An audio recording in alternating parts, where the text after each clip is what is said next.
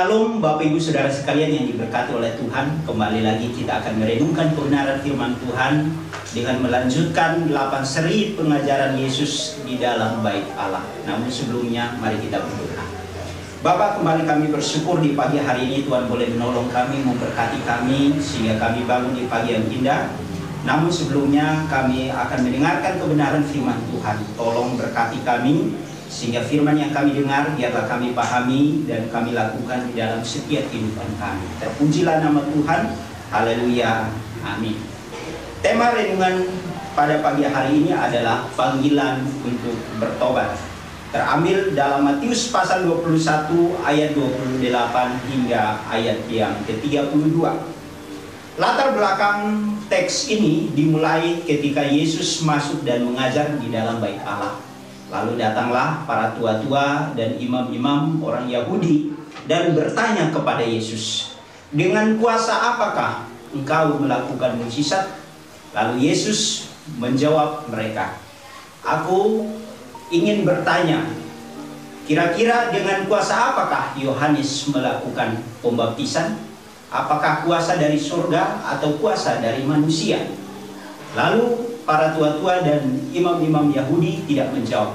Dan Yesus pun berkata kepada mereka bahwa ia tidak menjawab pertanyaan mereka.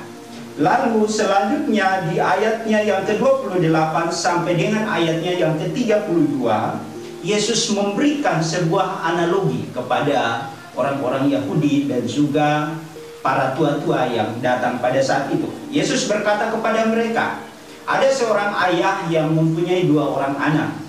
Lalu ayah datang kepada 2 orang anak ini, berkata kepada anak yang sulung, "Pergilah anakku ke kebun anggur." Tetapi anak ini berkata, "Ya," tetapi tidak melakukan tugas daripada ayahnya. Lalu sang ayah pergi lagi kepada anak yang kedua dan berkata kepadanya, "Anakku, pergilah ke kebun anggur." Lalu anak ini berkata, "Tidak." Tetapi kemudian ia menyesali perbuatannya dan ia pergi melakukan tugas tanggung jawab daripada ayahnya. Dari sini Bapak Ibu Saudara sekalian yang diberkati oleh Tuhan, kita melihat bagaimana reaksi dan respon daripada kedua anak ini. Tindakan dan reaksi anak pertama menunjukkan sikap kemunafikan, yaitu di depan ayahnya dia mengatakan ya, tetapi ia tidak melakukan apa yang diperintahkan oleh ayahnya. Sedangkan sikap dan tindakan daripada anak yang kedua adalah di depan ayahnya dia mengatakan tidak, tetapi setelah itu ia menyesali perbuatannya dan melakukan tugas tanggung jawab dari ayahnya. Dengan demikian Bapak Ibu Saudara sekalian yang diberkati oleh Tuhan, dari analogi ini Yesus ingin menyampaikan kepada kita mengenai esensi daripada pertobatan. Sikap anak kedua menunjukkan bagaimana prinsip utama daripada pertobatan, yaitu tindakan menyesali akan dosa-dosa yang dilakukan lalu berbalik kepada apa yang dikehendaki oleh Bapa. Sedangkan sikap dan tindakan daripada anak pertama menunjukkan sikap arogan atau sikap tidak mau bertobat. Ini menunjukkan bagaimana sikap daripada orang-orang Yahudi atau tua-tua yang pada saat itu datang. Seperti yang dikatakan oleh Yesus bahwa mereka mendengar tentang berita kebenaran itu, tentang jalan kehidupan yang diajarkan oleh Yohanes, tetapi mereka tidak percaya kepadanya. Sehingga di akhir daripada analogi ini Yesus berkata kepada mereka bahwa para pemungut cukai dan perempuan-perempuan sundal yang akan terlebih dahulu masuk ke dalam kerajaan surga karena mereka telah bertobat dan percaya kepada berita Injil itu.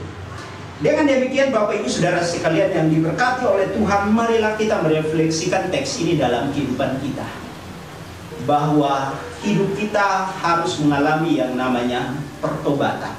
Apa itu pertobatan? Pertobatan adalah sikap atau tindakan hati di mana kita menyesali akan perbuatan-perbuatan dosa kita, lalu kita kembali kepada Allah. Dan hasilkanlah buah pertobatan melalui perbuatan kita setiap hari. Kiranya firman Tuhan ini memberkati kita. Mari kita berdoa. Bapa, kembali kami bersyukur kebenaran firman-Mu telah kami renungkan. Tolong setiap kami, para pendengar, dan juga hamba-Mu yang menyampaikan, sehingga firman ini kami mampu untuk lakukan dalam kehidupan kami. Terlebih khusus kami mengalami pertobatan yang sejati dalam kehidupan kami. Terima kasih Bapa, terpujilah nama-Mu Tuhan. Haleluya. Amin.